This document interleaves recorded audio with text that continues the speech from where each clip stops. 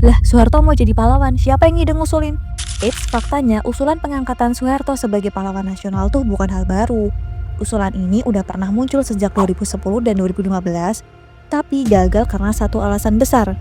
Nama Soeharto masih tercantum di TAP MPR nomor 11 tahun 1998. Emang TAP MPR nomor 11 tahun 1998 tuh apa sih? Ini adalah ketetapan soal penyelenggaraan negara yang bersih dan bebas dari KKN. Di dalamnya nama Soeharto disebut secara eksplisit dalam konteks pemberantasan korupsi, kolusi, dan nepotisme. Artinya, negara waktu itu mengakui ada masalah besar terkait KKN yang melekat di Soeharto. Dan ini yang bikin usulan pahlawan nasional sebelumnya selalu mentok. Tapi sekarang berbeda, nama Soeharto dalam TAP MPR itu dicabut atas permintaan fraksi Partai Golkar.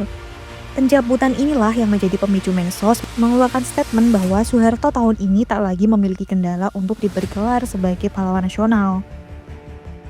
Pertanyaannya sekarang, emang Soeharto layak jadi pahlawan?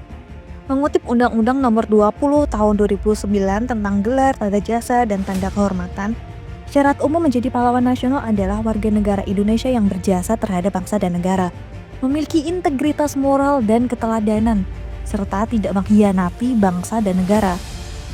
Artinya, pahlawan bukan cuma soal jasa, tapi juga soal nilai, moralitas, dan jejak rekam hidupnya. Lalu, kenapa usulan ini jadi kontroversial? Emang Pak Harto nggak memenuhi syarat? Masyarakat sipil, aktivis, sejarawan, hingga 30 lembaga internasional tegas menolak usulan ini karena belum lupa sejarah kelam pada masa kepemimpinan Soeharto.